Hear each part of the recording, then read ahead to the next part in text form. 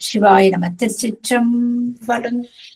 தென்னாடுடைய சிவனே போற்றி, எந்நாட்டவர்க்கும் இறைவா போற்றி, காவாய் கனகத்திரனே போற்றி, கைலை மலையானே போற்றி போற்றி, அருள்மிகு உண்ணாமலை சமித அண்ணாமலையார் திருவடிகள் போற்றி போற்றி, திருத்தணி முருகப்பெருமான் மலரடிகள் போற்றி போற்றி, அருள்மிகு சிவகாமி அம்பாள் சமேத அருள் ஜோதி நாதனே திருவடிகள் போற்றி போற்றி, அனைத்து அடியார்களுக்கும் திருவடி வணக்கம்.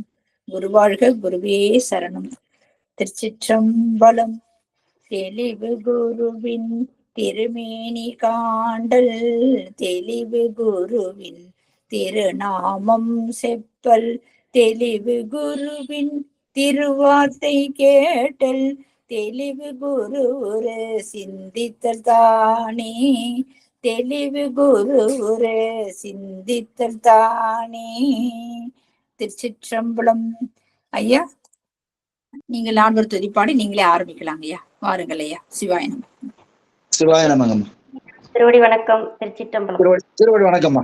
அனைத்து அடியார்களுடைய திருவடிகளையும் வணங்கிக் கொள்கிறேன். விநாயகர் துதி. ஐந்து கரத்தனை ஆனை முகத்தனை, இந்தின் இளம்பிறை போலும் எயிற்றனை, நந்தி மகந்தனை ஞான கொழுந்தினை, புந்தியில் வைத்து அடி போற்றுகின்றேனே. சைவத்தின் மேல் சமயம் வேறு இல்லை, அதில் சார் சிவமாம் தெய்வத்தின் மேல் தெய்வம் இல்லெனும், நான்மறை செம்பொருள் வாய்மை வைத்த சீர்திரு தேவாரமும் திருவாசகமும் உய்வை தரச் செய்த நால்வரு பொற்றாள் எம் உயிர் துணையே. புழியரு கோன் வெப்பு ஒழித்த புகழியரு கோன் கடல் போற்றி, ஆழிமிசை கண்மிதப்பில் அணைந்த பிரான் அடி போற்றி, வாழி திருநாவலூர் வன் தொண்டர் பதம் போற்றி, ஊழி மலி திருவாத ஊரரு திருத்தாள் போற்றி, ஈராண்டில் சிவஞானம் பெற்றுயர்ந்த மெய்கண்டார் இணைத்தாள் போற்றி, நாராண்ட பல்லடியார்க்கு அருள் புரிந்த அருள் நந்தி நற்றாள் போற்றி, நீராண்ட கடந்தை நகர் மறை ஞான சம்பந்தரு நிழல் தாள் போற்றி, ஸ்ரீராண்ட தில்லை நகர் உமாபதியார் செம்பதும திருத்தாள் போற்றி, கல்லால் நிழல் மலை வில்லார் அருளிய பொல்லார் இணை மலர் நல்லார் புனைவரே. சிவா. திருச்சிற்றம்பலம். தென்னாடுடைய சிவனே போற்றி, எந்நாட்டவர்க்கும் இறைவா போற்றி, காவாய் கனகத்திரளே போற்றி, கைலை மலையானே போற்றி போற்றி. சிவா. திருச்சிற்றம்பலம். எல்லாம் வல்ல எம்பெருமானினுடைய திருவடிகளை என்னுடைய மனம் மொழி மெய்களினாலே வணங்கி மகிழ்கிறேன். இந்த நிகழ்வினை ஏற்படுத்தி தந்திருக்கிற ஈசன் குழுவினருக்கும் அதன் நிர்வாகி பிரேமா அம்மையார் அவர்களுக்கும், அடியேன் சார்ந்திருக்கிற வேலுண்டு வினையில்லை திருவாசக சிந்தனை ஆகிய குழுமத்திற்கும், குழுமத்தினுடைய நிர்வாகி திருமிகு ஆனந்த் அன்பழகன் ஐயா அவர்களுக்கும், மற்றும் இங்கே என்னுடன் இணையத்தில் இணைந்திருக்கிற அத்தனை அடியார் பெருமக்களுடைய திருவடிகளையும் அடியேன் மனமொழி மெய்களினாலே வணங்கி மகிழ்கிறேன். இந்த உண்மை விளக்கம் என்கிற ஞான நூலினை நமக்கெல்லாம் அருளி செய்த திருவதிகை வனவாசகம் கடந்தார் அவருடைய திருவடிகளையும், அவருடைய ஞானத்தந்தை ஆகிய மெய்கண்டார் அவருடைய திருவடிகளையும் உச்சி மேல் சூட்டி உவப்பெய்துகிறேன். இதற்கு ஒரு அற்புதமான உரையை தந்து மனவாசகம் கடந்தார் என்ன நினைத்தாரோ அந்த அளவிற்கு உரையினை நமக்கெல்லாம் எளிமையாக புரிந்து கொள்ளும் வகையிலே உரை தந்திருக்கிற ஆனந்தராசன் ஐயர் அவர்களுடைய திருவடிகளை மனமொழி மெய்களினாலே வணங்கி மகிழ்கிறேன். நாம் எல்லோரும் பல ஆண்டு காலமாக முற்பிறவியிலே செய்த தவத்தின் காரணமாக இந்த ஞான நூலினை அறிந்து கொள்ளும் வாய்ப்பை பெற்றிருக்கிறோம். அப்படி தவம் இருந்தால்தான் இதிலே கலந்து கொண்டு இதனை கேட்கும் வாய்ப்பை பெற முடியும். எவ்வளவோ பேர் சைவ சித்தாந்தத்திலே சமயத்திலே இருந்தாலும் கூட இந்த 14 சாத்திர நூல்களையும் அறிந்து கொள்ள வேண்டும் என்கிற ஒரு சிலருக்கே உண்டு. அது நாம் செய்த தவத்தினால் வாய்க்க பெற்றது. அப்படிப்பட்ட வாய்ப்பினை நாம் பெற்றிருக்கிறோம் என்பதிலே நாம் பெருமையோடு இருந்து கொள்ளலாம்.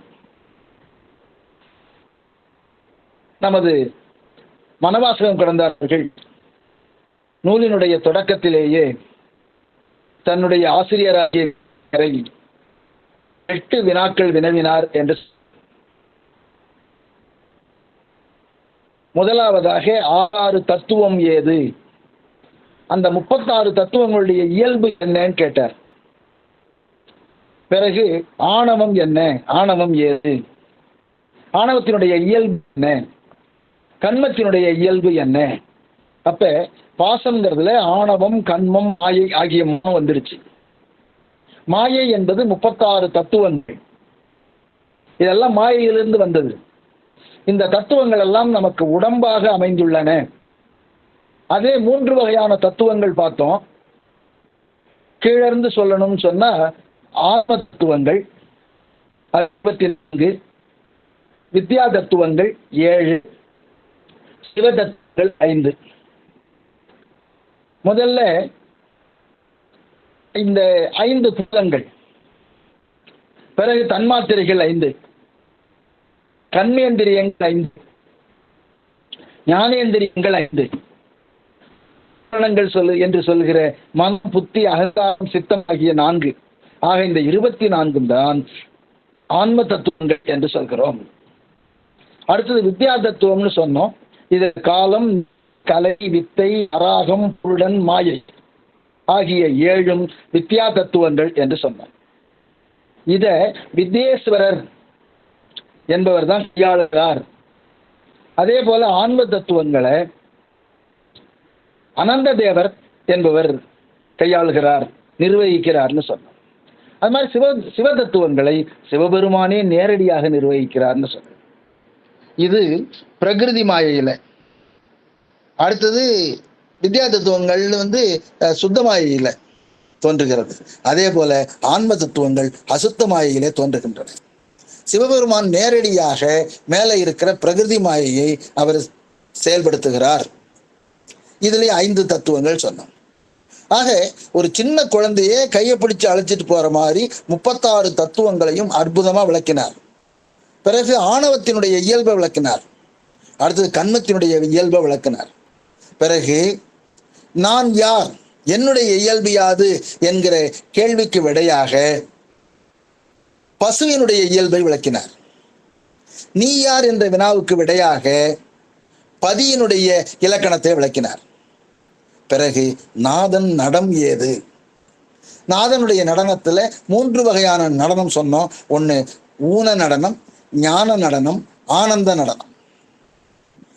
நடனத்தின் போது பஞ்சாட்சர மந்திரங்கள் எந்தெந்த உறுப்புகள்ல பொதித்து நாம் வழிபட வேண்டும், கீழே இருந்து நமசிவாய என்கிற 5 எழுத்துக்களையும் எந்தெந்த உறுப்புகள்ல வச்சு வழிபடணும்னு சொன்னோம். அதே போல சிவாய நமங்கிற எழுத்தை மேலே இருந்து எப்படி நாம உறுப்புகளோடு ஒத்து பார்த்து நாம் வழிபட வேண்டும் என்று சொல்லலாம். பிறகு பஞ்சாட்சரத்தினுடைய இயல்பு சொன்னோம், அதனுடைய பொருள் சொன்னோம். அதன் பிறகு என்ன பண்ணியிருக்கிறோம், அந்த பஞ்சாட்சரத்தினுடைய வகைகள் பார்த்தோம். தூல பஞ்சாட்சரம், சூக்கும பஞ்சாட்சரம், முக்தி பஞ்சாட்சரம் சொன்னோம். எதை எதை யார் யார் சொல்ல வேண்டும், எப்படி சொல்ல வேண்டும். நாம் பெறக்கூடிய சமய தீட்சையில தூல பஞ்சாட்சரம் உபதேசிக்கப்படும், விசேட தீட்சையில சூக்கும பஞ்சாட்சரம் உபதேசிக்கப்படும். பிறகு நிர்வாண தீட்சையின் போது முக்தி பஞ்சாட்சரம் நமக்கு உபதேசிக்கப்படும் அப்படிங்கிறத சொன்னோம். அதுக்கு பிறகு முக்தி அப்படிங்கிற நிலைக்கு நம்மளை அழைச்சிட்டு போயிட்டார். கொஞ்சம் கொஞ்சமா உயர்ந்து நம்ம உயர்ந்த நிலைக்கு வந்துட்டோம்.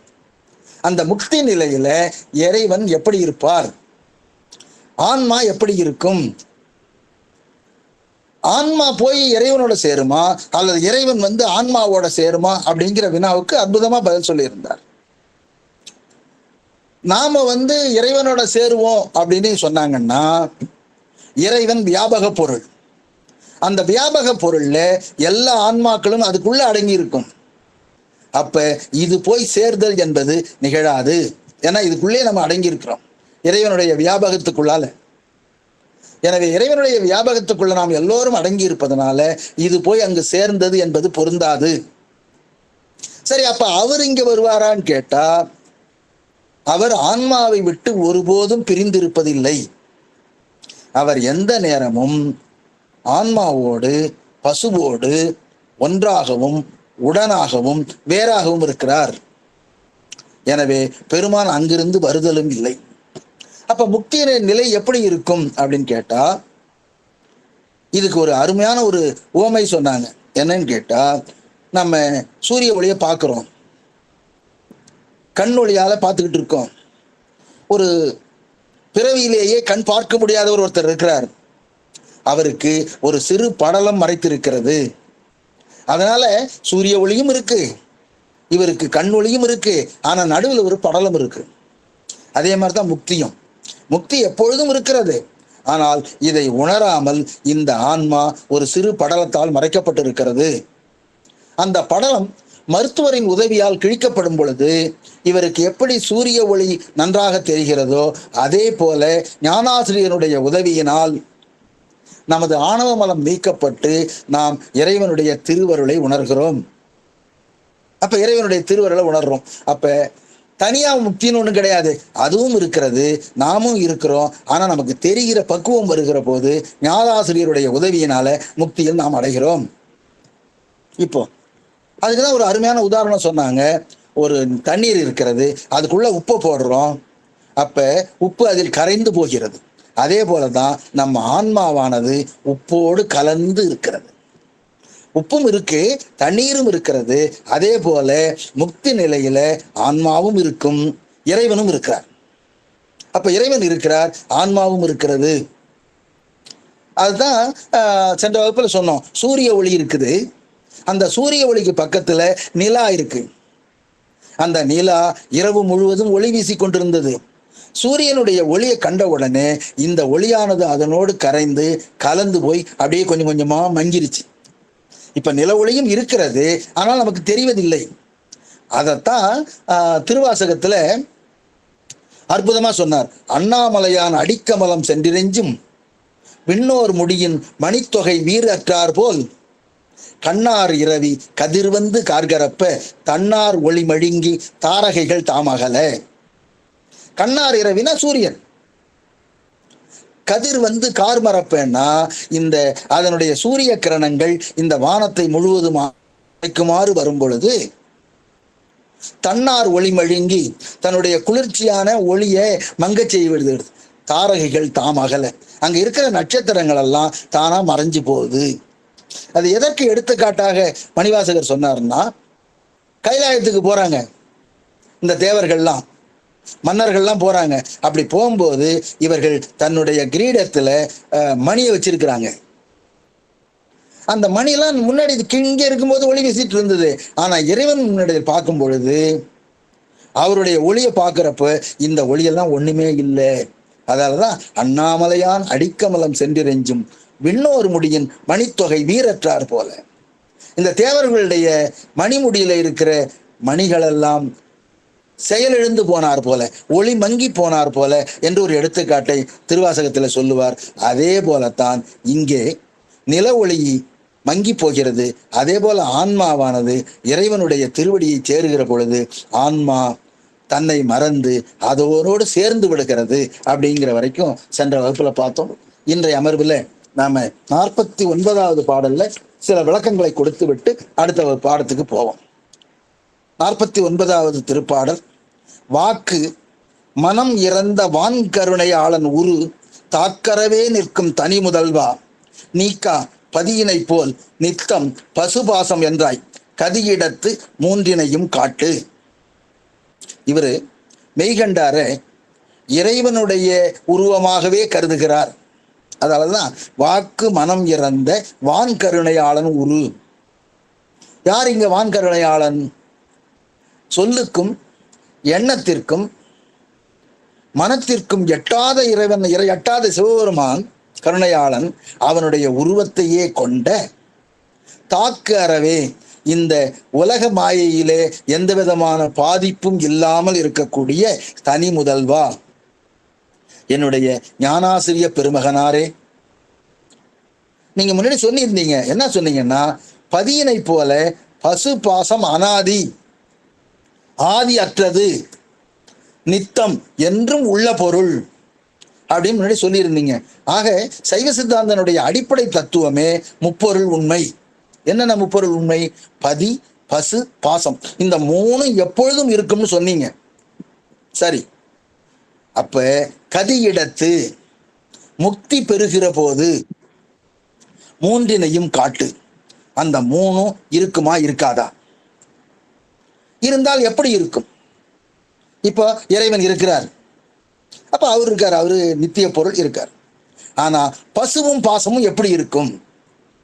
உயிர் இருக்கு பாருங்க, உயிர் இறைவனோட சேருதுன்னு சொல்றீங்க. சேர்ந்த உடனே உயிர் தனியா இருக்குமா, அதோட சேர்ந்து இருக்குமா? ஒண்ணு. என்ன செஞ்சுக்கிட்டு இருக்கும்? அது மாதிரி பாசம் இருக்கு, அப்ப ஆணவம் மட்டும்தான் இருக்கும். ஆணவம் இருக்குமா இருக்காதா? ஆணவம் இருக்குன்னு சொன்னீங்கன்னா அது முக்தி நிலை கிடையாது. ஏன்னா முக்திங்கிறது அனைத்திலிருந்தும் விடுபட்ட நிலை. சரி, ஆணவம் இல்லை, அப்ப ஆணவம் இருக்குன்னு சொல்றீங்கன்னா நித்த பொருள் அங்க இருக்குதா இல்லையா? அப்ப கரெக்டா சொல்லுங்க, ஆணவம்ங்கிறது இருக்குமா இருக்காதா? அதை எனக்கு காட்டு அப்படின்னு பெருமானுகிட்ட அந்த ஞானாசிரியரிடம் இவர் வினவுகிறார். அதான் கதியிடத்து மூன்றினையும் காட்டு, இந்த மூணையும் காட்டுன்னு சொல்றார். இப்போ இவர் காட்ட போறார் என்னென்ன இருக்கு, என்ன செய்யும் அப்படின்ட்டு. நான் முதல்ல சொன்னேன், தனது ஞானாசிரியரை இவர் சிவமாகவே கருதுகிறார். எப்படி கருதுறோம், ஏன் இப்படி சிவமா கருதணும் அப்படின்னு நம்ம முதல்ல ஒரு ஆய்வு செய்வோம். இந்த உயிரானது தானே எதையும் அறிந்து கொள்ளாது. யாரா ஒருத்தர் இதுக்கு சொல்லணும். அறிவிக்க அறியும் தன்மை உடையது. இது சார்ந்ததன் வண்ணமாம் தன்மை உடையது. எதை ஆணவத்தோட சார்ந்து இருந்ததுன்னா சுத்தமா இருட்டாவே கிடக்கும். இதை இறையர்களோட சேர்ந்தா ஆன்ம அறிவு பெறும். அப்ப யாராவது ஒருத்தர் அறிவிக்க வேண்டும். அப்படி அறிவிக்கிறதுக்கு உலகியல் அறிவு, உலகியல் கல்வியை கற்றுக் கொடுக்கறதுக்கு ஒரு ஆசிரியர் வேணும். இப்போ உதாரணமா நாம போய் உயர்நிலை பள்ளியிலையோ அல்லது மேல்நிலை பள்ளியிலையோ படிக்க போறோம். அங்க கணிதத்துக்குன்னு ஒரு தனி ஆசிரியர் இருப்பார், இது மாதிரி இயற்பியலுக்குன்னு ஒரு ஆசிரியர் இருப்பார். ஆக ஒவ்வொரு பாடத்திற்கும் ஒவ்வொரு ஆசிரியர் இருப்பதை போல இது உலகியல் அறிவுக்கு அதில் பாடத்திலே நன்கு கற்றிருக்கக்கூடிய ஆசிரியர் இருப்பதை போலவே இந்த அஞ்ஞானத்தை தெளிவுபடுத்துவதற்காக, நமக்கு ஞான கல்வியை தருவதற்காக ஒரு மிகச்சிறந்த ஆசிரியர் வர வேண்டும். அந்த ஆசிரியர் உயிரினுடைய பக்குவத்தை அறிந்து உயிருக்கு ஞான உபதேசம் செய்ய வேண்டும். யார் அந்த பக்குவத்தை அறிவார் அப்படின்னு கேட்டா, உயிருக்கு உயிராக சிவபெருமான் எப்பொழுதும் நம்முடனே இருக்கிறார். அப்ப அவருக்கு தான் இந்த ஆன்மா பக்குவம் அடைஞ்சிருச்சா இல்லையான்னு தெரியும். பக்குவம் அடையும் காலத்து அவர் குருவாக வந்து மானுட சட்டை தாங்கி வந்து இந்த உலகியலிருந்து நம்மை எடுத்து நீ முக்திக்கு சென்று விடு என்று நமக்கு தருவார். அந்த உபதேசத்தை தருவதற்காகத்தான் சிவபெருமானே குருவாக வருகிறார். அதனால தான் நாம குருவை சிவமாகவே கருத வேண்டும். அவர் நம்மை போலத்தான் இருப்பார். நாம் என்னென்ன செய்யறோமோ அதே மாதிரி உண்பார், உடுப்பார், எல்லா விதமான செயல்களிலும் ஈடுபடுவார். ஆனால் சிவபெருமானே நமக்கு குருவாக வந்திருக்கிறார் என்கிற எண்ணம் நம் மனத்திலே இருக்க வேண்டும். அப்பொழுதுதான் நாம் உண்மையில் ஞானோபதேசம் பெற்றதாக ஆவோம். ஏன் அப்படின்னு கேட்டா, அவர் என்ன பண்றாங்க, சிவத்தை சார்ந்து சிவபெருமானாகவே ஆனவர்கள். அவர்கள் சிவமே ஆனவர்கள். அவர்களுக்கும் சிவனுக்கும் வேறுபாடு இல்லை. ஆகவே அதுலயும் அருள்நந்தி சிவாச்சாரியர் என்ன பண்றாரு, ஒரு இடத்துல சொல்றாரு, இந்த விடமுண்ட கண்டனாகிய சிவபெருமான் தன்னுடைய நீலமணி கடலினையும் கழுத்தினையும் நெற்றிக்கண்ணையும் மறைத்து வைத்துக்கொண்டு எனது குருவாகிய மெய்கண்டராகவே தோன்றி என்னை இந்த பிறவியிலே இருந்து வெளியே எடுத்து ஞானோபதேசம் செய்து உன்னுடைய திருவடியிலே என்னை சேர்த்து கொண்டாய் என்று இருபா இருபகுதுன்னு ஒரு நூல் இருக்கு. அந்த நூல்ல இதே மாதிரி சொல்லி இருக்கிறார். இறைவன் தன்னுடைய நீல கண்டத்தையும் நெற்றிக்கண்ணையும் மறைத்து எனக்கு குருவாக வந்தார் என்று நமது அருள்நந்தி சிவாச்சாரியார் தன்னுடைய இருபா இருபகுதி என்கிற நூலிலே சொல்லி இருக்கிறார். அந்த முறையில தான் இவர் என்ன பண்றாரு, வாக்குக்கும் மனத்திற்கும் எட்டாத சிவபெருமான் எனக்கு ஆசிரியராகவே வந்திருக்கிறார் என்று சொல்லியிருக்கிறார். எனவே ஞானாசிரியர்கள், இந்த சித்தாந்த ஆசிரியர்கள் அத்தனை பேருமே தன்னுடைய குருவை சிவமாகவே கருதுகிறார்கள். ஆக குரு வேறு சிவம் வேறு என்ற எண்ணம் யாருக்கும் வருதல் நன்றன்று. அப்ப பதியினை போல் பசுபாசம் அனாதிங்கிறீங்க, எனக்கு காட்டுங்கன்னு சொல்லி இருக்கிறார். அப்ப குருவானவர் என்ன பண்றார், அப்ப முக்தி நிலையில எப்படி இருக்கும் அப்படிங்கிறத அடுத்த பாடல்ல சொல்றார். எப்படி சொல்கிறார் பார்ப்போம். 50வது பாடல். முக்தி தனில் 3 முதலும் பொழிய கேள். ஆக முக்தி நிலையில 3 அடிப்படை பொருள்களான பதி பசு பாசம் என்பவை எப்படி இருக்கும் என்று சொல்லுகிறேன் கேளுங்கள். சுத்த அணு, அணுனா உயிர், சுத்த அணு போகத்தை துய்த்தல் அணு.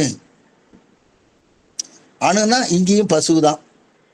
அப்ப சுத்த அணு போகத்தை துய்த்தல் அணு. மெத்தவே இன்பம் கொடுத்தல் இறை, இத்தை விளைவித்தல் மலம், அன்புடனே கண்டுகொள் அப்பா. அப்பா என்றா நன்மாணாக்கனே அப்படின்னு சொல்ற. முன்னாடி பாத்தீங்கன்னா ஒரு பாடல்ல யோக நிகழ் புதல்வான்னு சொல்லுவார். என்னுடைய யோக நிலையிலே நிற்கக்கூடிய புதல்வனேன்னு ஒரு பாடல்ல சொல்லியிருப்பார். இப்ப இவர் என்ன பண்றாரு, ஞானத்துல சிறிது சிறிதாக வளர்ந்து வந்திருக்கிறார். எனவே எப்படி தோளுக்கு மேல வளர்ந்த பையனை அப்பான்னு கூப்பிடுவோமோ அதே போல என்ன பண்றாரு, ஞானாசிரியர் தன்னுடைய மாணவனை அப்பான்னு கூப்பிடுறார். ஏன்னு கேட்டா கிட்டத்தட்ட முக்தி நிலைக்கு வந்தாச்சு. அதனாலதான் இவர் சொல்றார், அன்புடனே கண்டுகொள் அப்பா. இதை அன்புமயமாக சென்று அதை முழுவதுமாக அறிந்து கொள். என்ன அறிந்து கொள்? சுத்த அணு போகத்தை துய்த்தல் அணு. இந்த ஆன்மா இருக்கு பாருங்க, கொடுக்கிற சிவபோகத்தை அப்படியே அனுபவிச்சுக்கிட்டே இருக்க வேண்டியதான் அங்க வேலை, வேற ஒன்றும் வேலையே கிடையாது. ஆக முக்தி நிலையில சிவபோகத்தை அனுபவித்தல் தான் இந்த அணுவுக்கு வேலை. சரிங்களா? அதான் சுத்த அணு போகத்தை துய்த்தல் அணு. மெத்தவே இன்பம் கொடுத்தல் இறை. அப்ப பதி என்ன பண்ணும், இன்பத்தை தொடர்ச்சியா கொடுத்துக்கிட்டே இருக்கும். இடையூறு இல்லாமல் இடைவெளி இல்லாம அது பாட்டுக்கு இன்பத்தை கொடுத்துக்கிட்டே இருக்கும். அப்ப இறைவன் இருக்கிறார், இன்பத்தை கொடுத்துக்கிட்டு இருக்கார். பசு இருக்கிறது, இது இன்பத்தை அனுபவித்துக் கொண்டே இருக்கிறது. சரி, இன்பத்தை தொடர்ந்து கொடுத்துக்கிட்டே இருந்தா சலிக்குமா? உலகியல்ல பாத்தீங்கன்னா இன்பமானது சலிக்கும். இப்போ ஒருத்தருக்கு ஒரு ஸ்வீட் பிடிக்குதுன்னு வச்சுக்கிங்களேன், அந்த ஸ்வீட்டை ஒரு நாளைக்கு சாப்பிட்டா நல்லா இருக்கும், 2 நாளைக்கு சாப்பிட்டா எப்படியே நல்லா இருக்கும். ஆனா தினந்தோறும் அந்த ஸ்வீட்டே சாப்பிட்டாங்கன்னு வச்சுக்கீங்களேன், உடனே அவருக்கு சலிப்பு தோன்றிவிடும். என்ன இதையே சாப்பிட்டுட்டு இருக்கமே சலிப்பு வந்துடும். அதோட இல்ல, அந்த இன்பம் நிலையான இன்பம் அல்ல. ஆக சலிப்பு தோன்றாமல் நிலையாக எவ்வளவு நாள் துய்த்தாலும் அனுபவித்தாலும் சலிக்காத ஒரு இன்பம் இருக்குதுன்னா அது முக்தி நிலையில. அதனாலதான் அவர் என்ன சொல்றாரு, மெத்தவே இன்பம் கொடுத்தல் இறை. ஆக இன்பத்தை தொடர்ச்சியாக கொடுத்து கொண்டே இருக்கும். அப்ப முக்தி நிலையில பாருங்க, இறைவன் இன்பத்தை கொடுத்து கொண்டே இருக்கிறார், இந்த ஆன்மா அதை அனுபவித்துக் கொண்டே இருக்கிறது. இப்ப முக்கியமான வினாவுக்கு வராரு, இந்த மலம் என்ன செய்யும்? நல்லா பார்த்துங்க, நம்ம கேவல நிலையில ஆணவ மலம் என்ன பண்ணுச்சு, நம்மளை எதையும் செயல்படாத விட்டு கம்ப்ளீட்டா மறைச்சிருந்தது. அறிவு இச்சை செயல் அனைத்தையும் மறைச்சிருந்தது. ஆனா இங்க என்ன பண்ணுது, இத்தை விளைவித்தல் மலம். இதை உருவாக்கி தருவது மலம். அது எப்படி மலத்துல இன்பம் உருவாகுமா? நாம நினைச்சு பார்க்கலாம். அதுதான் ரொம்ப இந்த மலம் என்ன பண்ணுதுன்னா, தன்னுடைய இயல்பை மறைத்து கொண்டு அடங்கி வைத்துக் கொள்கிறது, மடக்கிக்கிறது. தான் இருட்டு, அந்த இருளை அது அடக்கி வைத்துக் கொண்டிருக்கிறது. இப்ப உதாரணமா பாத்தீங்கன்னா, நடராச பெருமான் இருக்கார். அவருடைய திருவடியில ஒரு ஒரு சின்ன குழந்தை மாதிரி முயலகன்கிற ஒரு அரக்கன் இருப்பான். அவன் முழிச்சு இறைவனை பார்த்துக்கிட்டே இருப்பான். அது இருக்கும், ஆனா தன்னுடைய செயல் மடங்கி இருக்கும், ஆற்றல் குறைந்து இருக்கும். அவருடைய ஆற்றலானது பெருமானால் அடக்கப்பட்டிருக்கும். ஆக ஆணவ மலம் இருக்கும், இல்லாம போயிடாது, ஆனா அதனுடைய செயல்பாடு குறைந்து இருக்கும். இதுக்கு ஒரு அற்புதமான ஒரு விளக்கம் ஒருத்தர் கொடுத்தார். அவரு நம்ம ஆனந்தராசன் ஐயாவுக்கே குருன்னு வச்சுங்களேன். அவர் பெயர் மறந்துட்டேன். அவர் என்ன சொன்னார், ஒரு அற்புதமான விளக்கம் சொன்னார். என்னன்னு கேட்டா, ஒரு பண்ணையத்தார் இருந்தார். அவருடைய நிலத்துல இந்த மேட்டுக்காடு இருக்கு. அதுல சோளம், கம்பு, கேழ்வரகு இந்த மாதிரி புன்சை தானியங்கள் தான் விளையும். அவர் அந்த நிலத்துக்கு ஒரு காவலாளியை போட்டார். அந்த காவலாளி காவல் காப்பதிலே மிகவும் கெட்டிக்காரன். அதே போல அறுவடை காலங்கள்ல அவன் எப்படி காவல் காப்பதில் கெட்டிக்காரனோ, அதே போல திருடுவதிலையும் கெட்டிக்காரன். தனக்கு வேணுங்கிறத திருடிட்டு தான் வீட்டுல வச்சுக்கிட்டு தான் மீதியை கொண்டு போய் பணையத்தாட்ட கொடுப்பான். அப்படிப்பட்ட காவல்காரன் இருந்தான். ஒரு சில ஆண்டுகள் கழித்து அந்த காவல்காரனுக்கு உடல் நலம் சரியில்லாமல் போய்விட்டது. அறுவடை காலத்துல படுக்கை ஆயிட்டார். இப்போ பண்ணையத்தார் என்ன பண்றாரு, நேரடியா விவசாயம் பார்க்க போறாரு. அந்த அறுவடை காலத்துல எப்பவும் கிடைக்கிறத விட அதிகமான விளைச்சல் கிடைச்சது. உடனே அந்த ஊர்காரங்கள்லாம் பேசிக்கிட்டாங்க, அதுல காவலாளரால் விளைந்த வருமானம் இது, விளைச்சல் இது. எல்லாத்துக்கும் ஆச்சரியமா போயிடுச்சு. எப்படி காவலாளியால இது விளையும்? ஆமா, அவரு தன்னுடைய திருட்டுத்தனத்தை மறைச்சி வச்சதுனால, அடக்கி வச்சதுனால நமக்கு விளைச்சல் அதிகமா போயிடுச்சு. அதே போலதான் இந்த ஆணவ மலம் முன்னாடி இருட்டா இருந்தது, எல்லாத்தையும் மறைச்சு வச்சிருந்தது. இப்ப என்ன ஆயிடுச்சுன்னா, அதனுடைய செயல்திறன் குறைந்து விட்டது, செயல்திறன் முடக்கப்பட்டு விட்டது. அதை அமைச்சு நமக்கு இன்பத்தை அதிகமாக்கி கொடுத்திருக்கிறது. அதனாலதான் விளைவித்தல்னு சொல்றார். இத்தை விளைவித்தல் மலம். இப்ப இன்னொன்னு கூட சொல்லுவோம். நாம சிவாலயங்களுக்கு போறோம். போன உடனே சிவலிங்கத்துக்கு முன்னாடி திரை போட்டிருக்காங்க. திரை போட்ட உடனே திரையை மூடி இருந்தால் பழக்கம் என்னன்னா, நாம வந்துடக்கூடாது. எவ்வளவுதான் அவசரமான வேலை இருந்தாலும் கூட திரை நீக்கப்பட்டு கற்பூர ஆரத்தியை பார்த்துட்டு தான் வழிபடணும், வரணுங்கிறது ஒரு மரபு. இப்போ திரை மூடப்பட்டிருக்குன்னு வச்சுங்க, நாம நிக்கிறோம். அப்ப என்ன பண்ணுவோம், அப்படியே சும்மா நிக்க மாட்டோம், சுத்திலும் பார்ப்போம். நம்ம கூட யார் யார் இருக்கா, பின்னாடி யார் இருக்கா, சிவாச்சாரியார் இருக்காரா, எல்லாம் ஏதோ அப்படியே சுத்தி பார்ப்போம், உலக பொருள்களை பார்ப்போம். இப்போ அதே திரையானது அப்படியே விலகுகிறது, சிவபெருமானை கண்ணார வழிபடுகிறோம். இப்ப பாருங்க, நம்மளுடைய அதிர்ஷ்டம், அந்த திரையானது பின்பக்கம் நமக்கு பின்னாடி இருக்கிறத மறைச்சிச்சுன்னு நம்ம ஒரு கற்பனை பண்ணுவோமே. அப்போ என்ன ஆயிரும், உலக பொருள்கள் நமக்கு மறைந்து விடுகிறது. அப்ப முழுமையா சிவ இன்பத்தை நாம் அனுபவிக்கிறோம். அதே போலதான் ஆணவ மலம் முக்தி நிலையில சிவபெருமானை மறைத்திருந்தது, இப்பொழுது உலக பொருள்களை மறைக்கும் தன்மையாக மாறிவிட்டது. எனவே இன்பம் நமக்கு மிகவும் அதிகமாக இருக்கிறது. அதனாலதான் இந்த இடத்துல அற்புதமா சொன்னார், இத்தை விளைவித்தல் மலம். எனவே நாம யோசிச்சு பார்க்கணும். கேவல நிலையில ஆணவ மலம் இருந்தது, பதி இருந்தது, பசு நாம இருந்தோம். ஆனா பதியினுடைய இருப்பை நம்ம தெரிந்து கொள்ளாமல் ஆணவ மலம் முற்றிலுமாக மூடி இருந்தது. அப்புறம் சகல நிலைக்கு வரோம், அப்பவும் பதி பசு பாசம் இருந்தது. சிற்றறிவினால நமக்கு அறிவு இருந்தது, ஆணவம் கொஞ்சம் கம்மியா இருந்தது. ஆனா உலக பொருள்களின் மீது பற்று மிக அதிகமாக இருந்தது. அப்ப சிவம் நமக்கு குறைவா தன்னுடைய ஆற்றலை இருந்து வச்சிருந்தது, நமக்கு தெரியல.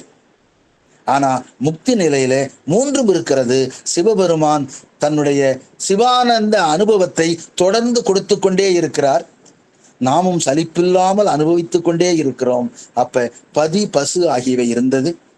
பாசத்துல கண் மாயை முதல்லேயே நீங்கிவிட்டது. ஆணவ மலம் மட்டும் தன்னுடைய ஆற்றல் குறைந்து அந்த இன்பத்தை நாம் அனுபவிக்கும் பொருட்டு அது விலகி இருக்கிறது. எனவே அப்பொழுதும் ஆணவம் இருக்கும், ஆனால் மடங்கிய நிலையிலே இருக்கும். எனவேதான் முக்தி நிலையில நாம் விடுபட்ட நிலையில், அனைத்தும் நீங்கிய நிலையில் இருக்கிறது என்று நமது சமய இலக்கியங்கள் சொல்லுகின்றன அப்படின்னு சொல்லியிருக்கு. ஆக முக்தியிலும் இது ஒரு தனி ஒரு முதலாக இருக்கிறது இந்த ஆன்மா. ஆக அடிப்படை தத்துவமான பதி பசு பாசமாகிய மூன்றும் அனாதி, ஆதி அற்றது. இதற்கு பிறப்போ இறப்போ கிடையாது. நாம் இறப்புங்கிறது உடம்புக்கு தான். இப்ப அடுத்ததா இந்த அணுன்னு ஒரு வார்த்தையை சொன்னார். அணுனா என்ன? ஆணவ மலத்தினால தன்னுடைய அறிவு குறைஞ்சி ரொம்ப சிறுமைப்பட்டு இருக்குது. கேவல நிலையில, சகல நிலையில ரொம்ப கம்மியா இருந்தது. அப்ப அணுன்னு சொன்னது கரெக்டு. ஏன்னா அணு சுருங்கி போய் தன்னுடைய வியாபக இது இல்லாம அப்படியே இருந்தது. ஆனால் முக்தி நிலையிலும் ஏன் இந்த ஆசிரியர் அணு என்று சொல்லி இருக்கிறார்? ஒரு டவுட் வரும். அவர் இந்த உரையாசிரியர் தானா அந்த டவுட்டை உண்டாக்கி அதுக்கு பதில் சொல்ல போறார். நாம படிச்சுட்டு போனோம்னா சரி அணுன்னு சொல்லிட்டார் அப்படின்னு போயிடுவோம். ஆனா அவர் என்ன பண்றாரு? அணுங்கிறது சகல நிலையில சொல்றது சரி, அறிவு குறைந்து இருக்கிறது, உண்மையான அறிவு முழுவதுமாக வெளிப்படவில்லை. ஆனா அங்க முக்தி நிலையிலேயே அணுன்னு சொல்றாரு. என்னன்னு கேட்டா, இறைவனுடைய அருள் பிரகாசத்துல இந்த அணுவினுடைய அறிவு மிகவும் சுருங்கிய நிலையிலே இறைவனோடு சேர்ந்து இருக்கிறது. எனவேதான் இதுவும் அணு என்று சொல்லப்படுகிறது. எனவே உயிரை அணு என்று சொல்வதற்கு காரணம், வெள்ளமென பெருகும் இறை இன்பத்தில் மூழ்கி உயிரானது சிறிதும் புலனாகாத நிலையில, தனியா உயிர்னு ஒண்ணு இருக்குன்னு தெரியாத நிலையில இருக்கிறதுனால இப்பொழுதும் அதனை அணு என்று சொன்னார். எனவே ஆணவ மலம் அப்பவும் இருக்கும், மடங்கி இருக்கும், தன்னுடைய ஆற்றல் ஒண்ணுமே இருக்காது. அதுதான் எடுத்துக்காட்டு சொன்னேன். முயலகன் அப்படின்னு ஒரு அரக்கன், அவன் இருக்கிறான், ஆற்றல் இல்லாமல் இருக்கிறான், பெருமானுடைய திருவடியில அப்படியே இருக்கிறான், அவனுக்கு எந்த விதமானது கிடையாது. ஆக நமக்கு இன்பத்தை அதிகமாக்குவது போல, அதால்தான் இன்பத்தை விளைவித்தல் மலம் என்று சொன்னார். இப்போ சரி, முக்தியினுடைய இயல்பை நல்லா தெரிஞ்சுக்கிட்டேன். அங்க இறைவன் தொடர்ச்சியா சிவானுபவத்தை தந்து கொண்டே இருப்பார். நாம எல்லையில்லாத மாறிலா மகிழ்ச்சியின் மலர்ந்தார்னு சொல்லுவார் இல்லையா? இந்துவாழ் சடையான் ஆடும் ஆனந்த எல்லையில் தனிப்பெரும் கூத்தில் வந்த பேரின்ப வெள்ளத்துள் திளைத்து மாறிலா மகிழ்ச்சியின் மலர்ந்தார் அப்படின்னு சொல்லுவதை போல இங்கே இறைவன் நம்மை எல்லாரையும் முக்திக்கு சேர்த்துடுறோம். அப்ப முக்தியினுடைய இயல்பை தெரிஞ்சுக்கிட்டோம். சரி, இந்த முக்திக்கு என்ன வழி? முக்தி அடையோம், முக்தி முக்தின்னு சொல்லிட்டு இருக்கீங்க, அதுக்கு அடையறதுக்கு என்ன வழி அப்படிங்கிறத இப்ப சீடர் கேட்கிறார். அப்பா, இம்முக்திக்கு அழியாத காரணம்தான் செப்பாய் அருளாலே. காரணம்னா வழி. இந்த முக்தியை அடைவதற்கு எனக்கு என்ன வழின்னு சொல்லுங்க அப்பா. ஏன் அப்பான்னு சொல்றாருன்னா, அப்பாவினுடைய ஆஸ்தி பூரா பையனுக்கு.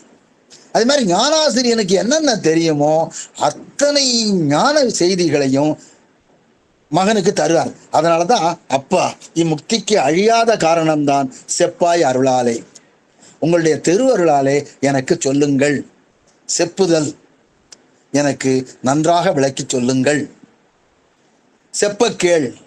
இப்ப இந்த அருளாலேன்னு ஒரு வார்த்தை இருக்கு பாருங்க, அதை முன்னாடியும் போட்டுக்குங்க. அருளாலே செப்பாய், உங்களுடைய திருவருளினாலே எனக்கு சொல்லுங்கள். பின்னாடியும் கேட்டுங்க, அருளாலே செப்ப கேள், இறைவனுடைய திருவருளினாலே நான் சொல்வதை கேட்டுக்கொள்வாயாக. அப்ப இந்த முக்தி அடைவதற்கு என்ன வழி? முக்தின்னு சொல்லிக்கிட்டு இருக்கீங்க, இன்பம்னு சொல்லிட்டு இருக்கீங்க, அந்த இன்பத்தை அடைவதற்கு எனக்கு வழியை சொல்லுங்கள் அப்படின்னு கேட்கிறார். இப்ப இவர் சொல்றார், ஒப்பில் குரு லிங்க வேடம் என கூறில் இவை கொண்டார் கரு ஒன்றி நில்லார்கள் காண். ஒப்பில், ஒப்பில்னா ஒப்புமை சொல்ல முடியாத அளவிற்கு, இதோட ஒப்பிட்டே சொல்ல முடியாது அந்த மாதிரி 3 சொல்றார். ஒண்ணு குரு, அப்போ ஒப்பில் குரு. அடுத்தது லிங்கம், ஒப்பில் லிங்கம், ஒப்பில் வேடம். அப்ப 3க்கும் ஒப்பில் சேர்த்துக்கணும் நம்ம. ஒப்பில் குரு, ஒப்பில் லிங்கம், ஒப்பில் வேடம் என கூறில் இவை கொண்டார். இவற்றை மனத்தில் வைத்து 3 இடங்களிலும் இறைவனை தெளிய கண்டு யார் வழிபாட்டை மேற்கொள்கிறார்களோ அவர்கள் கரு ஒன்றி நில்லார்கள். வேறு ஒரு கருப்பையிலே மீண்டும் பிறக்க மாட்டார்கள். அவர்கள் நேரடியாக வீடு பேற்றினை அடைவார்கள். ஆக முக்தி அடையறதுக்கு 3 வழி. என்னென்ன வழி? ஒன்று குரு வழிபாடு, இன்னொன்று லிங்க வழிபாடு, இன்னொன்று வேடம். இந்த 3ஐயும் நீங்க இறைவனுடைய அம்சமாகவே வழிபட்டால் முக்தி நிச்சயம் அப்படின்னு வழியை இவர் சொல்றார். இந்த பாடலை மீண்டும் படிக்கிறேன். அப்பா, இம்முக்திக்கு அழியாத காரணம்தான் செப்பாய் அருளாலே செப்பக்கேள். ஒப்பில் குரு லிங்க வேடம் என கூறில் இவை கொண்டார் கரு ஒன்றி நில்லார்கள் காண் அப்படின்னு சொல்றார். அப்ப முக்கியமானது சைவர்களுக்கு குரு வழிபாடு, லிங்க வழிபாடு. சொல்லுங்கம்மா. நாம சிவ வேடத்தீங்களாங்க ஐயா? என்னம்மா? குருலிங்க வேடம் சொல்றீங்களங்க ஐயா? ஆமா. அப்படிங்கிறது சிவனடியார்கள் அப்படி எடுத்துக்கலாமாங்க ஐயா? ஆமா ஆமா ஆமா, சிவனடியார்களை தான் அங்க வேடம்னு சொல்றாரு. நம்ம இப்ப விளக்க போறோம் ஒண்ணு. சிவாயனம். அப்ப முதல்ல குரு வழிபாடு இருக்கணுமா, அடுத்தது லிங்க வழிபாடு, வேட வழிபாடு அல்லது சங்க வேம வழிபாடுன்னு சொல்லுவாங்க. அடியார்களுடைய வேடம், அதுதான் வேடம்னா வேற ஒண்ணும் இல்லை. இப்போ ருத்ராட்சம் அணிஞ்சிருக்கோம், திருநீர் அணிஞ்சிருக்கிறோம், சிவாயனமா சொல்லியிருக்கிறோம். இந்த மாதிரி சிவ சின்னங்களை அணிந்திருப்பவர்களை நாம சிவமாகவே கருத வேண்டும். அப்ப குருவை சிவமாக கருதணும், லிங்கத்தை சிவமாக கருத வேண்டும், வேடத்தை சிவமாக கருத வேண்டும். இப்போ குரு வழிபாடு தான் நமக்கு மிக மிக முக்கியம் அப்படின்னு சொல்றார். இப்போ குருனா என்ன அப்படின்னு கேட்டீங்கன்னா, இப்போ நம்ம தாவர சங்கமத்துள்னு படிச்சிருப்போம். தாவரம் அப்படின்னா நிலையாக இருக்கக்கூடியது. நிலையாக இருக்கக்கூடியது லிங்கம். அது சிவாலயங்கள்ல கருவறைக்குள்ளால இருக்கும், அது லிங்கம். அதே போல இந்த குரு இருக்கார் பாருங்க, அவர் நம்ம மாதிரி நடந்துகிட்டு இருப்பார். அது மாதிரி சங்கமம், சிவனடியார்கள் அத்தனை பேரும். ஆக குருவும் சிவனடியாரும் இதுல வந்துருவாங்க, சங்கமத்துல வந்துருவாங்க. தாவரத்துல சிவலிங்கம், அந்த திருவுருவ திருமேனிகள் அனைத்தும் வந்துவிடும். இதுல நாம் சிவத்தை கண்டோமே ஆனால், கண்டு அன்போடு வழிபட்டோமே ஆனால் நமக்கு முக்தி நிச்சயம். ஆக முக்திக்குடைய வழி 3 தான். குரு லிங்க சங்கமம் சொல்லுவாங்க, இல்ல வேடம்னு சொல்லுவாங்க. இந்த 2 தான். இதைத்தான் சிவஞான சித்தியார்ல ஒரு பாடல் சொல்றாங்க. தாவர சங்கமங்கள் எனும் 2 உருவில் நின்று மாபரன் பூசை கொண்டு மண்ணுயிருக்கு அருளை வைப்பன். ஆக இந்த உயிர்களுக்கு அருளை வைப்பது எப்படி அப்படின்னு சொன்னா தாவர சங்கமம். தாவர சங்கமத்துள் எல்லா பிறப்பும் பிறந்திழைத்தேன் அப்படின்னு மணிவாசகர் சொல்லுவார். ஆக தாவரம் அப்படின்னா நிலையாக இருக்கிறதுன்னு அர்த்தம். சங்கமம்னா நடந்து கொண்டு இருப்பதுன்னு அர்த்தம். ஆக எது எது நடந்துகிட்டு இருக்கு அதெல்லாம் சங்கமம். நிலையா இருக்கிறது தாவரம், நிலையா இருக்கிறது இங்க சிவலிங்கம். இப்ப குரு, நான் முன்னாடியே சொன்னேன், நம்ம குருமார்களை நாம் சிவமாகவே கருத வேண்டும் அப்படின்னு சொன்னோம். பெரிய புராணத்துல பாத்தீங்கன்னா குருவாகவே நினைத்தவர்கள் அப்படின்னு பார்த்தா முக்கியமா நாம அப்பூதி அடிகளார சொல்லணும். நமக்கு தெரியும், அப்பூதி அடிகளார் திருநாவுக்கரசு பெருமானை தன்னுடைய மானசீக குருவாக ஏற்றுக்கொண்டார். அவருக்கு எப்ப பார்த்தாலும் நாவுக்கரசு நாவுக்கரசு நாவுக்கரசு திருநாவுக்கரசு தான் சொல்லிட்டே இருப்பார். அவர் வேற எதுவும் செய்யல. அங்கங்கேயும் தண்ணீர் பந்தல் வைத்தார், எல்லாத்துக்கும் திருநாவுக்கரசருடைய பெயரை வச்சார். இதுக்கு திருநாவுக்கரசரை அவர் முன்ன பின்ன பார்த்ததில்லை. அவருடைய அற்புத செயல்களை எல்லாம் காதால கேட்டு மானசீக குருவாக ஏற்றுக்கொண்டார். அது நமக்கு தெரிந்த வரலாறு தான். ஒரு நாள் நாவுக்கரசர் அங்கே வர்றார். அதுல பாத்தீங்கன்னா நாவுக்கரசுங்கிற நாமத்திலேயே பஞ்சாட்சரம் இருக்கு.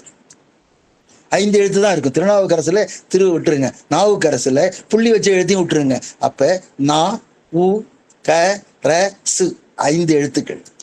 ஆக நாவுக்கரசு நாவுக்கரசு நாவுக்கரசுன்னு சொல்லியே இறைவனுடைய திருவடியை அடைந்தவர் நமது அப்பூதியடிகளார். அப்ப அவரு குருவையே சிவமாக கருதினார். அவரை குருவா ஏத்துக்கிட்டார். அவர் என்ன பண்றாரு, ஒரு இடத்துக்கு போயிட்டு இருக்கார். அங்க போன உடனே எங்க பார்த்தாலும் தண்ணீர் பந்தல், எல்லா இடத்துலயும் திருநாவுக்கரசர் தண்ணீர் பந்தல்னு போட்டு அதுக்கு வழி நெடுத்து பந்தல் போட்டிருந்தார். ஏன்னா வெயில்ல வந்து களைச்சிடக்கூடாதுங்கிறதுக்காக. உடனே நாவுக்கரசர் பார்க்கிறார், என்னது யாரோ வச்சிருக்கிறார், அவர் தன்னுடைய பெயரை வைக்காமல் வேறு ஒரு பெயரை வைத்திருக்கிறாரே அப்படின்னு போய் அங்க இருக்கவர்கிட்ட கேட்டார். உடனே அவர் சொன்னார், இங்கே அப்பூதியடிகளார்னு ஒருத்தர் இருக்கார், இப்பதான் அவரு வீட்டுக்கு போயிருக்கிறார், அவரை போனா நீங்க சந்திக்கலாம் அப்படின்னு சொன்னார்.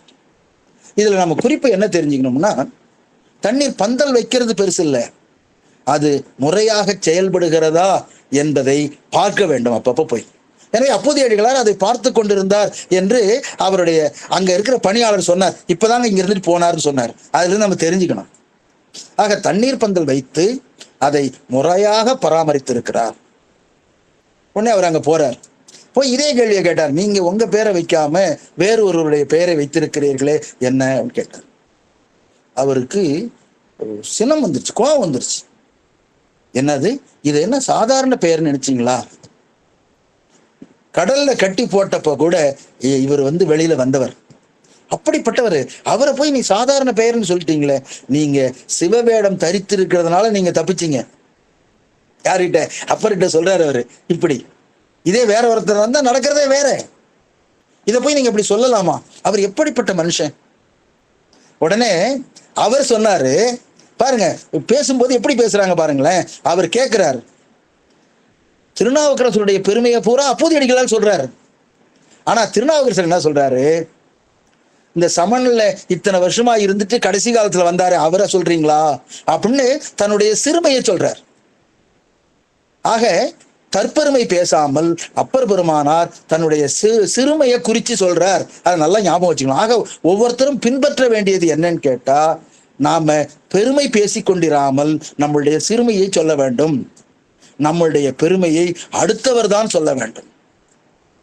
ஆக அந்த குருவாக கொண்டவர் தான் இல்லத்திற்கே வந்திருக்காருன்னு அவர் அடைந்த மகிழ்ச்சிக்கு அளவே இல்லை. அங்க பார்த்தார், அவருக்கு தன் வீட்டுல திருவமுது படைக்க ஏற்பாடு செய்தார். அது அந்த வரலாறுலாம் தெரியும் எல்லாத்துக்கும். நாவுக்கரசர்னு அவங்க இருக்கிற எல்லா பொருள்களும் நாவுக்கரசு தான். அப்படிப்பட்ட குருவையே தன்னுடைய இதா கொண்டு கடைசியா அந்த குழந்தை வாழை இலை பறிச்சுட்டு வந்து, நல்ல தாய் தந்தை ஏவ யான் இது பேரு பெற்றேன்னு சொல்லிட்டு அரவம் தீண்டி இறந்து போச்சுன்னு பார்த்தோம். அப்ப அவர் என்ன பண்றாரு, அந்த ஒன்று கொலாம்ங்கிற பதிகத்தை பாடி அவரை மீட்டித்தார், உயிரை மீண்டும் கொடுத்தார் என்ற வரலாறு நமக்கு தெரியும். எனவே அப்பூதியடிகளார் அவரை குருவாக ஏற்றுக்கொண்டு இறைவனுடைய திருவடியை அடைந்தார். அதே மாதிரி இன்னொருத்தரையும் சொல்லணும். அவரு சுந்தரருடைய வரலாற்றை கேட்டு அவரை குருவாக ஏற்றுக்கொண்டார். அவர் ஏற்றுக்கொண்டது மட்டும் இல்லை, அவரு யோக சாஸ்திரத்துல பெரிய ஆள். யோக நிலையில முக்தி நிலைய எல்லா அகிமா முதலாவே 8 விதமான இதையும் கொண்டவர், அட்டமா சித்திகளையும் அறிந்தவர். அவர் என்ன பண்றாரு, நாளைக்கு காலையில நமது குருவான சுந்தரர் திருவஞ்சை களத்திலிருந்து கைலாய நோக்கி போறார் அப்படின்னு அவரு அறிந்து கொண்டார். அறிஞ்சிட்டு அவர் என்ன பண்ணாரு, அவர் இல்லாத உலகத்துல நான் வாழறதா, என்னுடைய குரு இல்லாத உலகத்துல நான் வாழ முடியுமா? கண்ணுல மணி இல்லைன்னு வச்சுங்களேன், கண்ணுக்கு நடுவுல பியூப்புல்னு ஒண்ணு இருக்கும், பாப்பான்னு சொல்லுவாங்க, அது இல்லாம இருந்து இந்த உலகத்துல வாழ்ந்து என்ன பிரயோஜனம்? என்னுடைய குரு இல்லாமல் இந்த உலகத்தில் நான் வாழ்வதா அப்படின்னு சொல்லி ஒரு கத்தி எடுத்து தன்னுடைய உடலை தானே மாய்த்து கொண்டார். அவருடைய பெயர் நினைவுக்கு வருகிறதா? பெருமிழலை குறும்பன். அந்த நாயன்மார் பெருமிழலை குறும்பன் அப்படிங்கிற ஒரு நாயன்மார். இவரும் அந்த குருவை சிவமாகவே கருதி இறைவனுடைய திருவடியை சேர்ந்தவர். அப்ப குருங்கிறவர் இடத்துல சிவபெருமானை பார்த்தவர்கள் இவர்கள். அடுத்த லிங்கத்துக்கு வருவோம். லிங்கம் தெரியும். எல்லா திருக்கோயில்களிலும் கருவறையில இருக்கிறது லிங்கம், லிங்க வழிபாடு. அவர் தான் போகத்தை தருபவர். உலக உயிர்கள் அனைத்திற்கும் என்ன வேணுமோ போய் கேட்டா அவர் அப்படியே தரக்கூடியது லிங்க வழிபாடு. இந்த லிங்க வழிபாட்டிலே சிவபெருமானை பார்த்து இறைவனை முற்றிலுமாக அடைந்தவர்ல டாப் மோஸ்ட் யாருன்னு சொன்னா கண்ணப்ப நாயனார் தான். அவரு காலத்தி மலையில குடுமித்தேவராக காத்திருக்கிறார். உரிய பக்குவம் வந்தது. திண்ணனார் என்கிற வேடர்குல தலைவன் அப்பொழுதுதான் பொறுப்பேற்றுக் கொண்டவர். அந்த குடுமித்தேவரை பார்க்க செல்கிறார். பக்கத்தில் அவருடைய நண்பர் போறார். நல்வினை கொடை செல்கிறது. பெருமானை பார்க்கிறார். அப்பதான் சிவலிங்கத்தை முதல் பார்க்கிறார். பார்த்த உடனே அவர் கேட்கிறாரு, என்ன இழைச்சிட்டிய, உனக்கு சரியான அளவுக்கு மாமிசம் தர்றதுக்கு யாருமே இல்லையா அப்படின்னு அன்பு மேலீட்டால அவர் மேல பார்த்துட்டு இப்படி இருக்கே அப்படின்னு அன்பு மீதூர 6 நாள்ல முக்தி அடைஞ்சார்னு பார்த்திருக்கிறோம்.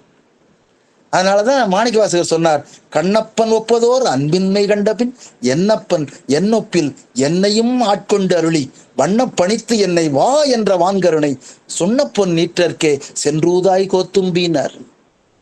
நாம பொதுவாக ஒருத்தருக்கு வணக்கம் சொல்லணும்னா கூட அவர் திரும்பி வணக்கம் சொன்னாதான் மறுநாள் நம்ம அவருக்கு சொல்லுவோம். திரும்பி பார்க்குறப்ப போன தடவை நான் சொன்னேன், இவர் பாட்டுக்கு போயிட்டாரு, என்ன இவருக்கெல்லாம் வணக்கம் சொல்லிட்டு நினைப்போம். ஆனால் சிவலிங்கத்திடமிருந்து எந்த விதமான எதிர் வினையும் வராது என்று தெரிந்து கொண்டும் பெருமான் மீது அன்பு காட்டிய கண்ணப்ப நாயனாரை இந்த சைவ உலகம் இன்று இல்லை என்றும் மறவாது.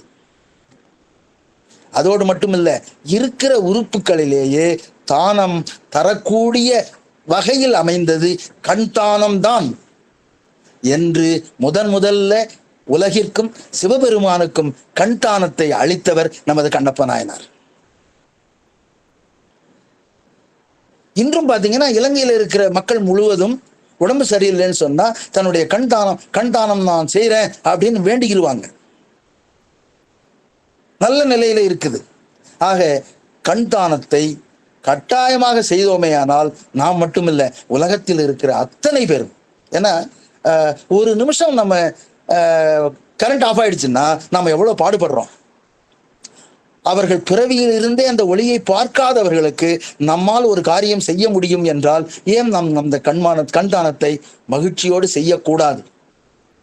ஆக அதற்குரிய ஏற்பாடுகளை செய்து கண் தானத்தை செய்வதற்கு நாமும் முயல்வோம். நமக்கு பிறகும் நம் கண்கள் வாழ வேண்டும் என்ற எண்ணத்திலே அனைத்து சைவ பெருமக்களும் இருக்க வேண்டும் என்று இந்த நேரத்திலே கேட்டுக்கொள்கிறேன். ஆக லிங்க வழிபாடு. அதே மாதிரி சுந்தரர் என்ன பண்றாரு, திருவொற்றியூர்ல சங்கிலி நாச்சியாரை மணந்து கொள்கிறார். அது தெரியும் உங்களுக்கு. இந்த திருவொற்றியூரை விட்டு நான் வெளியே செல்ல மாட்டேன் என்று ஒரு சத்தியம் செய்து கொடுத்து சங்கிலியாரோடு வாழ்ந்து கொண்டிருக்கிறார் திருவொற்றியூர்ல. திருவாரூர்ல பெருமானுக்கு விழா நடக்கிறது, அதை போய் பார்த்தே ஆக வேண்டும் என்று அன்பு மீதூர சுந்தர பெருமான் வெளியில வர ஆரம்பிச்சிடறார். திருவொற்றியூர் எல்லையை தாண்டுகிறார். தாண்டின உடனே அவருடைய பார்வை போய்விடுகிறது. பெருமானினுடைய அருளால பார்வை போயிடுது. உடனே இவர் என்ன பண்றார், அப்படியே திருவெண்பாக்கம்ங்கிற ஊருக்கு வரார். பிறருடைய உதவியால தட்டுத்தல் மாதிரி வந்துடுறார். வந்துட்டு சிவபெருமானை அகக்கண்ணில் பார்க்கிறார். பார்த்துட்டு, என்னுடைய கண் போனா உனக்கு தான் பழி, நீ 3 கண்ணு வச்சிருக்கிற, ஏன் 2 கண்ணை எடுத்துக்கிட்டியே, இது என்ன நியாயமா? அவர் கேட்கிறார், நீ கோயில்ல தான் இருக்கிறியா அப்படின்னு கேட்டார். கோயில்ல இருக்கிறியான்னு அர்த்தம், நீ இருந்தினா என் கண்ணை ஏன் எடுத்த, இப்படிலாம் இருக்கலாமா அப்படின்னு அந்த லிங்கத்தின் மீது சிவபெருமானை கொண்டு வந்து சிவபெருமானை பொருள் விளக்கம் செய்து இருக்கியான்னு கேட்டார். அவர் பார்த்தார், ஓ அந்த அளவுக்கு கேட்குறியான்னு சொல்லிட்டு, எல்லாம் இருக்கேன், போய் வேலையை பாரு, போ அப்படின்னு சொல்லிட்டு ஒரு கோல் கொடுத்தார் திருவெண்பாக்கத்து பெருமான். அதால்தான் அந்த தேவாரத்துல கோயில் உலாயோ, எவ்வளவு அதான் அந்த நட்புங்கிறத தோழமைங்கிறத காமிச்சிருக்காரு பாருங்க சுந்தரர். தோழமையில என்ன பண்றாரு, நீ கோயில்ல இருக்கியா, நான் கூட ரொம்ப இதுல கடவுள் இருக்காரான்னு கேட்பாங்கல்ல, அந்த மாதிரி இருக்கியான்னு கேட்டார். அவர் பார்த்தாரு, உலோம் எல்லாம் நாங்க இருக்கிறோம், நல்லா இருக்கோம், போகிறே நேரம், நீ போயிட்டு உங்க வேலையை பாரு, உலகம் போகிறே அப்படின்னு கேட்டார். ஆக லிங்கத்துல பெருமானை பார்த்தவர்கள் இவர்கள். அடுத்தது அவங்க கேட்டாங்க இல்லையா, வேடம்.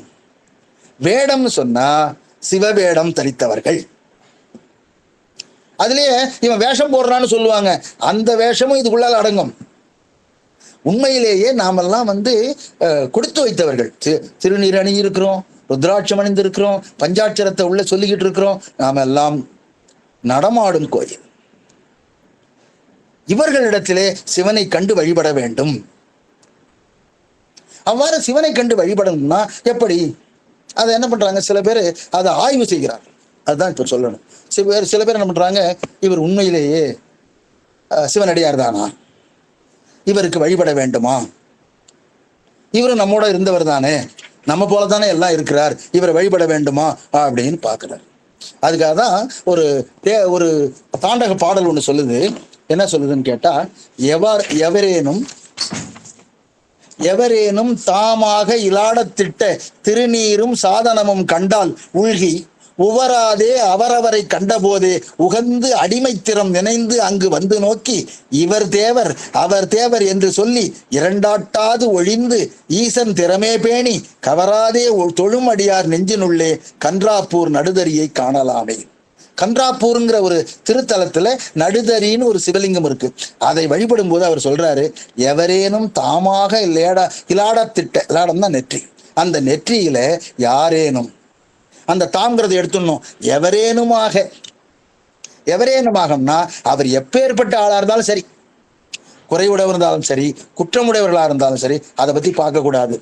திருநீரும் சாதனமும், திருநீ அணிந்திருந்து ருத்ராட்சம் அணிந்திருந்தால் கண்டால் உள்கி அவரை நினைந்து உவராதே அவரை வெறுக்காமல் அவரவரை கண்டபோதே அவரை பார்த்த உடனே உகந்து அடிமைத்திறம் நினைந்து, நீங்கள் சிவவேடம் உடையவர்கள், நீங்கள் தான் சிவன், எனவே நான் அடிமை உங்களுக்கு என்று அடிமைத்திறம் உயர்ந்து ஈசன் திறமே பேணி, ஈசனுடைய திறத்தை எண்ணி இவர் தேவர் அவர் தேவர், இவர் தேவர்னா இந்த அடியார் தான் சிவபெருமானா அல்லது அந்த சிவபெருமான் தான் இவரா அப்படின்னு சந்தேகப்படாமல் இரண்டும் ஒன்றுதான் என்ற ஒரு முடிவுக்கு வந்து இறைவனே இந்த சிவனடியார் என்று வழிபட வேண்டும். ஆக யாராக இருந்தாலும், இந்த சொல்ல வரமா சிவாயனம், இப்போ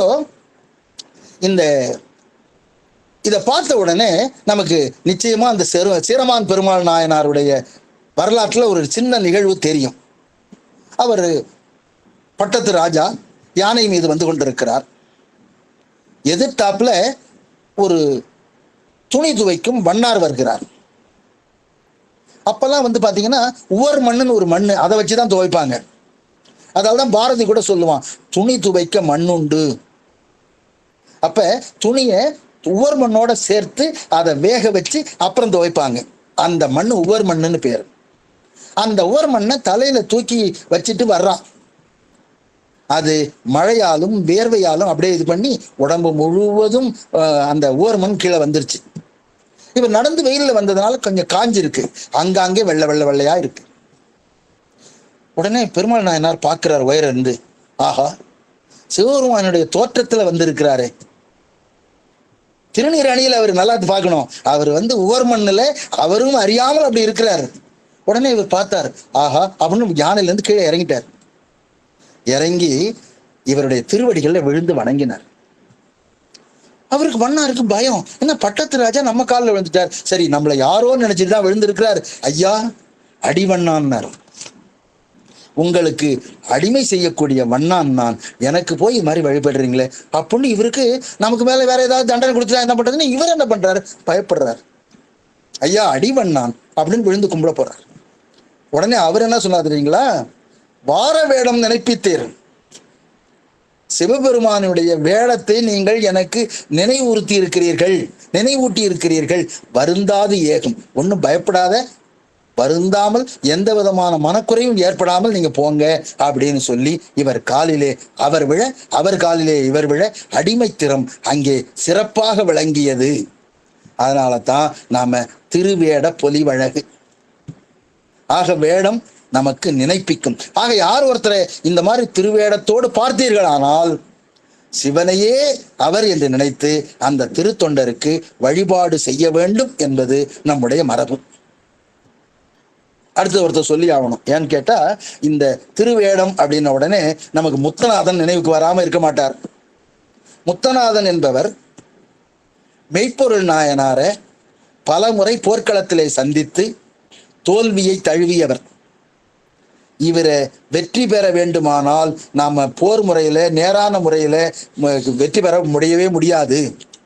இவரை வஞ்சகத்தால் தான் வெல்ல வேண்டும் என்று நினைத்து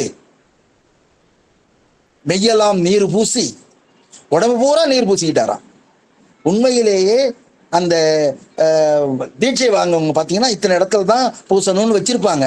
ஆனா இவர் என்ன பண்ணார்? மெய்யெல்லாம் நீர் பூசி. ஏன்னா இவன் தான் போலி வேடம் போடுறவனாச்சே, உடம்பு பூரா பூசிக்கிட்டார். மெய்யெல்லாம் நீர் பூசி வேணிகள் முடித்து கட்டி கையினில் படை கறந்த புத்தக கவளி ஏந்தி கையில ஒரு கத்திய ஒரு ஓலைக்குள்ளார செருகி வச்சுக்கிட்டார்.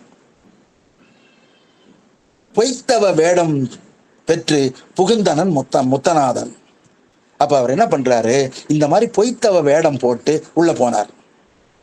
அங்க மெய்ப்பொருள் நாயனாருடைய அரண்மனையில என்னன்னா, சிவபெருமானுடைய அடியார் வந்தா யாரையும் தடுக்க கூடாது. அவர் பாட்டுக்கு நேரா போயிட்டார். எங்க போறார்? அந்த புறத்துக்குள்ள போயிட்டார்.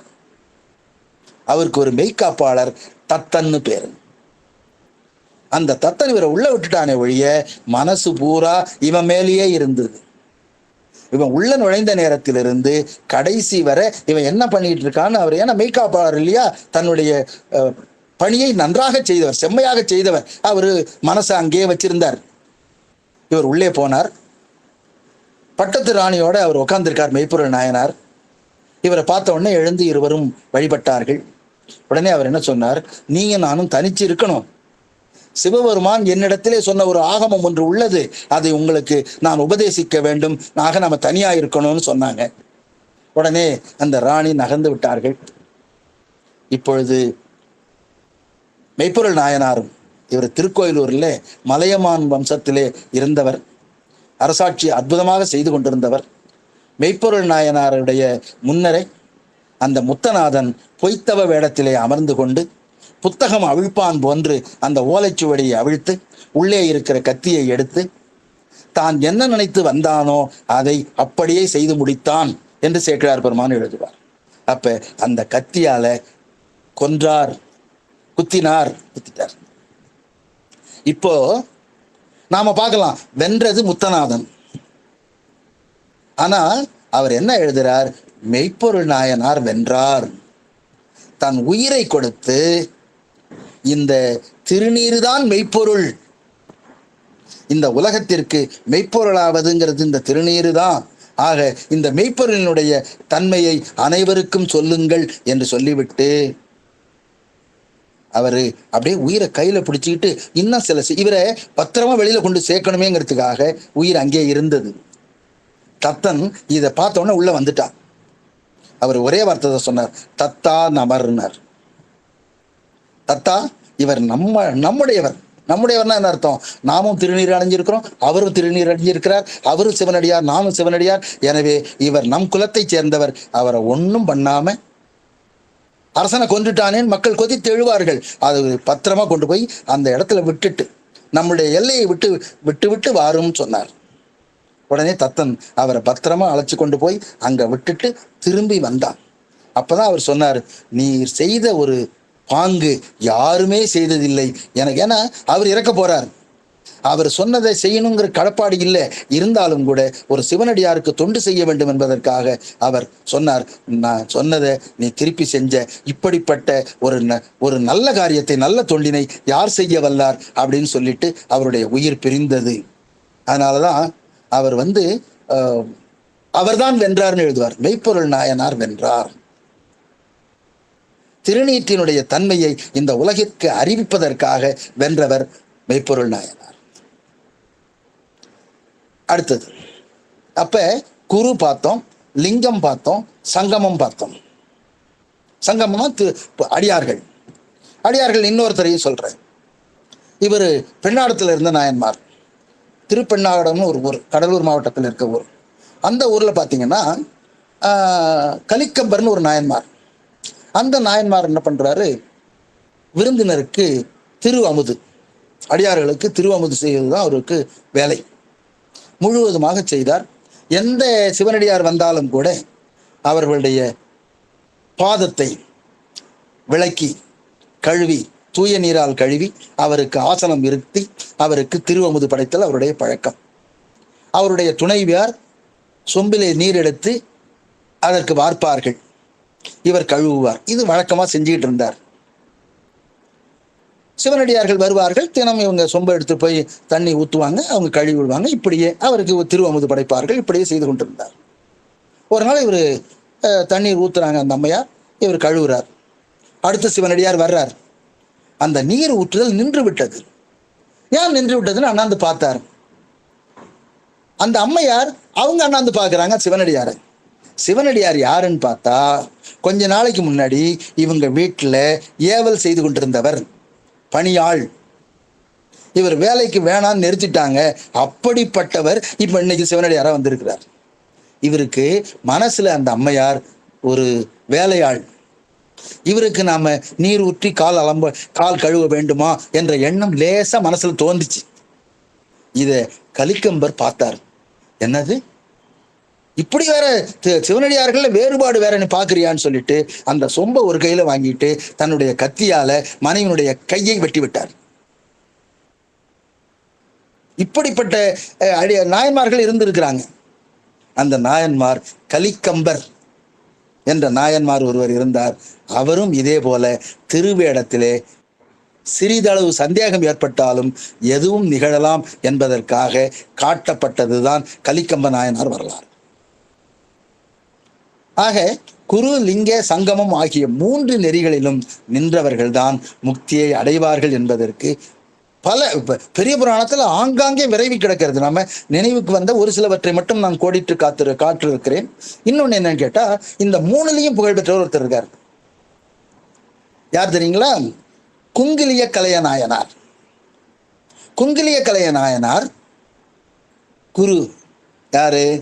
திருஞான சம்பந்தர், அப்பர் பெருமான் ஆகிய இருவரையும் தமது குருவாகவே நினைத்து தனது இல்லத்திற்கு அழைத்து சென்று அங்கேயே தங்க வைத்து திருவமுது படைத்து வழிபாடு செய்தவர். நம்பர் 1. 2, இவர் திருக்கடையூர்ல இருந்தார். ஆனா திருப்பனந்தாள்ல இருக்கிற பெருமான் முடி சாய்ந்தது, நேரா நிக்கல அந்த லிங்கம். அது ஒரு பெண்ணிற்காக அந்த மாலையை போடுவதற்கு எட்டலைங்கிறதுக்காக தலை குனிந்து ஏற்ற பெருமான் அப்படியே நின்று விட்டார். அங்க இருந்த ராஜா என்ன பண்ணார், என்னென்னோ பண்ணி பார்த்தார். யானையை கட்டி இழுத்து பார்த்தார், யானைப்படை, குதிரைப்படை அனைத்தையும் கட்டி இழுத்து பார்த்தார். பெருமான் நிமிரவே இல்லை. ஆனா திருக்கடையூர்ல இருக்கிற குங்கிலிய கலைய நாயனாரை பற்றி அறிந்து கொண்டு அவருக்கு செய்தி போயிற்று. உடனே அவர் வந்தார், ஒரு கயிறை எடுத்தார், சிவலிங்கத்தில் இணைச்சார், தான் கழுத்தில் இணைச்சுக்கிட்டார். தான் கழுத்தில் ஒரு சுருக்கு, சிவபெருமான் சிவலிங்கத்தின் மீது ஒரு சுருக்கு போட்டு வேற யாரும் இல்லை, ஒரு வாட்டி இழுத்தார். ஒன்று நான் இறக்க வேண்டும் அல்லது பெருமான் நிமிர வேண்டும் என்று பெருமானின் மீது இருக்கின்ற அதீத அன்பினாலே இவர் நிமித்தினார். அந்த எப்பேற்பட்ட படையாலும் நிமிர்த்த முடியாத அந்த லிங்கமானது இவருடைய அன்பிற்கு கட்டுப்பட்டு நிமிர்ந்து நின்றது. ஆக நாம இப்ப திருப்பனந்தாள்ல இருக்கிற பெருமான் குங்கிலிய கலைய நாயனார் நிமிர்த்தியது, பெருமானையே நிமிர்த்திய பெருமை அவருக்கு உண்டு. அதே போல அவர் தன்னுடைய செல்வம் முழுவதையும் பெருமானுக்கு குங்கிலியம் போடுவதிலும், வீட்டிலே உணவே இல்லாத போது தன்னுடைய மனைவியாரது திருமாங்கல்யத்தை கொண்டு விற்று அது முழுவதும் குங்கிலியம் வாங்கி கோயிலுக்கு குங்கிலிய புகை போட்ட பெருமை நமது குங்கிலிய கலைய நாயனாரை சாரும். அவரும் அடியார்கள் அத்தனை பேருக்கும் திருவமுது போட்டு இந்த உலகிலே நிலையற்ற புகழை பெற்றார்கள் என்பது பெரிய புராணம் நமக்கு காட்டக்கூடிய வரலாறு. எனவே சைவத்திலே குரு, லிங்கம், சங்கமம் இந்த மூன்றும் மிக மிக முக்கியமானது என்று இந்த வரலாற்றிலிருந்து நாம் தெரிந்து கொள்கிறோம். ஆக பெரிய புராணம் காட்டக்கூடிய அத்தனை நிகழ்வும் இப்படித்தான் இருக்கு. ஆக நாம் தெரிந்து கொள்ள வேண்டியது என்ன என்று கேட்டால், குருவை பார்த்தாலும் சரி, சிவபெருமானை சிவலிங்கத்தை பார்த்தாலும் சரி, சிவன் அடியார்களை பார்த்தாலும் சரி, சிவபெருமானே என கருதி மாறாத அன்பினோடு நாம் அவர்களை வழிபட்டு வந்தால், அவர்களுக்கு செய்ய வேண்டிய பூசணைகள் அத்தனையும் அன்போடு செய்தால் நாமும் முக்தியை அடையலாம் என்பதற்காக முக்திக்கு வழி என்ற இடத்திலே குரு, லிங்க, சங்கமம் அல்லது வேடம் என்ற 3 நிலைகளை அவர்கள் சொல்லி இருக்கிறார்கள். ஆக இந்த சரியை கிரியை ஆகியவற்றில் நிற்கக்கூடியவர்கள் லிங்க சங்கம வழிபாட்டினை முறையாக செய்கிறார்கள். சில பேர் இருக்காங்க, அது ஜீவன் முக்தர்கள்னு பேர். அவங்க எப்படின்னா, இங்கே வந்திருப்பாங்க, அவர்கள் சிவத்தை அடைந்தவர்கள், ஆனா இந்த உடம்பிற்கு உள்ள காலம் வரை இங்கேயே வசிப்பவர்கள். இவர்கள் உலக இன்பத்திலே ஈடுபட மாட்டார்கள். அவர்களுக்கு பிராரத்த வினையினுடைய கணக்கு இன்னும் கொஞ்சம் இருக்கிறது. அதற்கு ஜீவன் முக்தர்கள் அல்லது சாமு முக்தர்கள் என்று பெயர். இந்த சாமு முக்தர்கள் அவர்களும் இதை போலவே குரு, லிங்க, சங்கம வழிபாட்டை இடைவிடாது செய்வார்கள். அப்படி செய்தால்தான் அவர்களுக்கு அந்த மல வாசனை அவர்களை நீக்கும், அவர்களிலிருந்து நீக்கப்படும் என்று நாம் அறிந்து கொள்கிறோம். எனவே சைவர்கள் அத்தனை பேருக்கும் குரு, லிங்க, சங்கம வழிபாடு என்பது மிக முக்கியமானது என்பதை இந்த அளவிலே தெரிந்து கொண்டு 51வது பாடலை பார்த்திருக்கிறோம். 52வது பாடல் மேலும் சில செய்திகளை அடுத்த அமர்விலே நாம் சிந்திப்போம் என்று கூறி, இதுவரை இங்கே கேட்டிருந்த அத்தனை அடியார் பெருமக்களுடைய திருவடிகளையும் விழுந்து வணங்கி விடைபெறுகிறேன். நன்றி, வணக்கம். ஆறிரு தடந்தோள் வாழ்க, அறுமுகம் வாழ்க, வெற்பை கூறுசை தனிவேல் வாழ்க, குக்குடம் வாழ்க, செவ்வேள் ஏரிய மெய்மை வாழ்க, யானைதன் அணங்கு வாழ்க, மாறிலா வள்ளி வாழ்க, வாழ்க சீர் அடியாரெல்லாம், மாறிலா வள்ளி வாழ்க, வாழ்க சீர் அடியாரெல்லாம். சிவா திருச்சிற்றம்பலம். சிவாய நம.